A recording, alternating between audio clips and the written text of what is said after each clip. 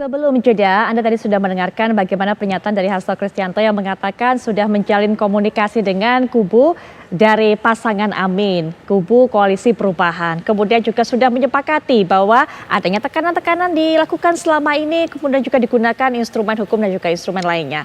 Nah, apakah ini kemudian bentuk komunikasi, bentuk upaya untuk bisa menggandeng pihak dari Koalisi Perubahan ini merupakan strategi yang dilakukan oleh pihak PDIP? Apakah kemudian untuk bisa mengkatrol kembali, menaikkan kembali elektabilitas dari pasangan Ganjar Mahfud MD yang menurut beberapa lembaga survei saat ini kemudian turun drastis? Ataupun juga merupakan salah satu taktiknya untuk bisa lolos ke putaran berikutnya? Untuk bisa membahas mengenai hal ini sudah hadir para narasumber. Di samping saya akan kita mintai pendapatnya. Yang pertama juga ini kubu yang mengusung Pak Prabowo dan juga Mas Gibran. Ada Bang Habibur Rahman bersama saya di studio. Assalamualaikum warahmatullahi wabarakatuh. Selamat malam. Selalu setia dengan warna biru mudanya. Bang Habib. Baik, dan juga akan memberikan pandangannya selaku pengamat politik Mas Henry Satrio. Mas Hensat sudah ada di samping saya juga di studio. Assalamualaikum warahmatullahi wabarakatuh, Mas Henry Satrio. Baik, dan juga selain dua narasumber yang bersama saya, nanti juga akan bergabung tentunya perwakilan dari kubu PDIP yang juga mengusung Pak Ganjar dan juga Pak Mahfud MD. Nanti kita menunggu kedatangan dari Bang Masinton Pasaribu. Tapi juga saya ingin menyapa yang juga mewakili dari Koalisi Perubahan yang mengusung pasangan Amin Anies Baswedan dan juga Gus Muhaimin Iskandar, yaitu Pak Saiful Huda dari PKB. Assalamualaikum warahmatullahi wabarakatuh. Selamat malam Pak Huda. Salam Mbak Putri, Mas Hensat, Mas Habib. Yo Mas Huda. Ya, baik. Sudah ada para narasumber sudah bersama saya, jadi langsung saja kita akan mulai. Saya pertama ingin dengarkan terlebih dahulu pandangan dari Mas Henry Satrio.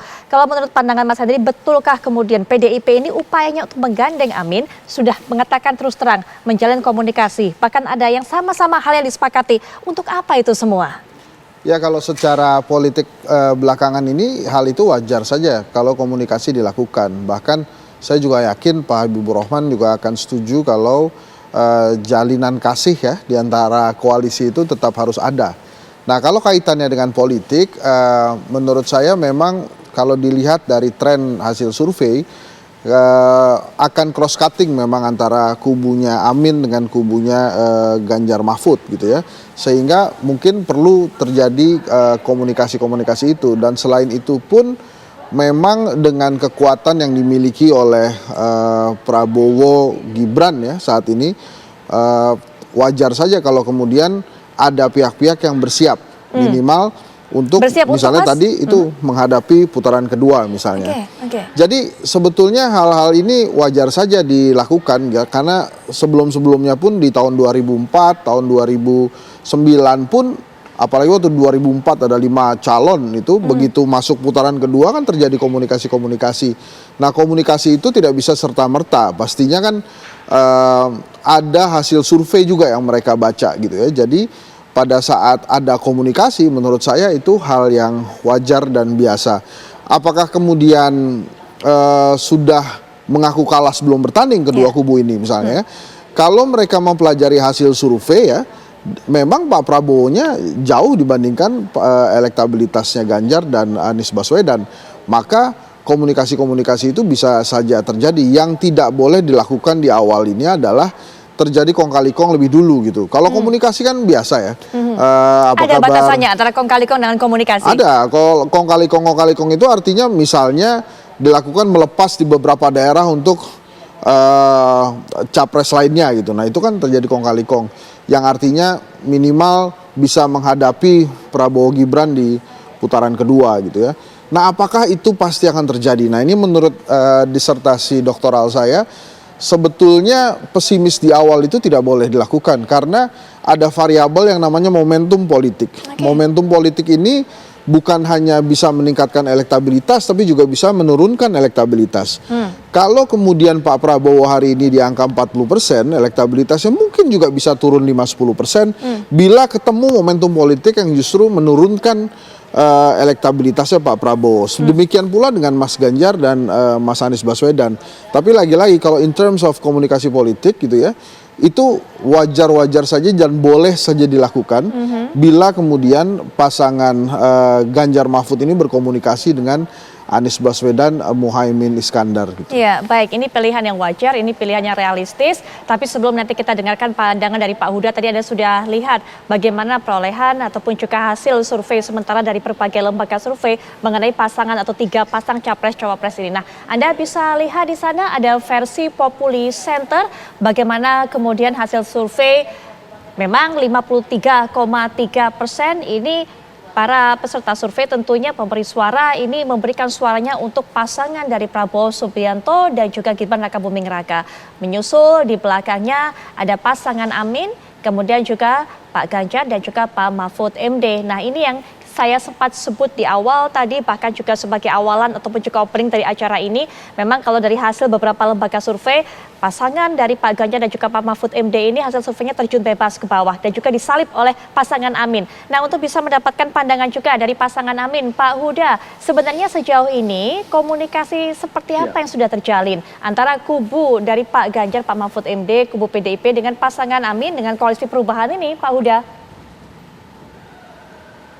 Ya, yang pertama saya ingin menyampaikan bahwa kompetisi ini masih berjalan sebagaimana mestinya, karena dari 3 pasangan calon ini yang membedakan antara Pak Prabowo, Gibran, dan Ganjar Mahfud kan sebenarnya Amin. Amin atau Mas Anies dan Gus Imin lah yang satu-satunya pasangan yang secara tegas menyatakan mengangkat isu perubahan. Tentu dengan berbagai definisi yang sudah disampaikan oleh Mas Anies dan Gus Muhaimin. Jadi sekali lagi kami tidak ada tidak ada semacam sinergi secara politik seperti apa yang sedang kita bahas. Ini yang pertama yang ingin saya pertegas. Yang kedua, sudah agak lumayan lama menurut saya Mas Hasto menyampaikan secara personal kepada teman saya di pengurus teras di DPP PKB yang menyatakan keprihatinan menyangkut soal situasi politik demokrasi kita terakhir. Jadi levelnya baru menyampaikan keprihatinan, dan kebetulan di posisi kami pun juga mengalami suasana keprihatinan yang sama melihat situasi dan kondisi politik kita terakhir ini. Itu sekali lagi itu sifatnya masih sangat personal dan kira-kira judulnya masih curhat kira-kira begitu. Yang ketiga, secara resmi dan secara kelembagaan pasangan Amin tidak dan belum merespon sama sekali apa yang disampaikan oleh Mas Hasto secara pribadi kepada orang per orang di jajaran pengurus PKB maupun mungkin di jajaran pengurus Nasdem yang lain. Jadi sekali lagi secara kelembagaan, secara resmi, kami tidak mensikapi dan tidak ada kerjasama yang sifatnya sinergi, terlebih-lebih di awal begini gitu. Itu tidak menjadi pilihan, karena kami terus bekerja untuk memenangkan pertarungan Pilpres ini. Baik. Nah, yang keempat, baik. Ya, mungkin tentu nanti Pak ada Huda, suasana mohon yang maaf memang Pak Huda, saya tahan sampai poin ketiga. Nanti setelah jeda kami berikan kesempatan kepada Pak Huda untuk bisa menyampaikan poin yang keempat. Termasuk nanti kita juga akan dengarkan bagaimana Bang Masinton bisa menjelaskan sebenarnya upaya komunikasi apa yang sudah dilakukan oleh PDIP. Apakah betul ini merupakan salah satu bentuk kekhawatirannya pesimis di awal. Tapi saat lagi.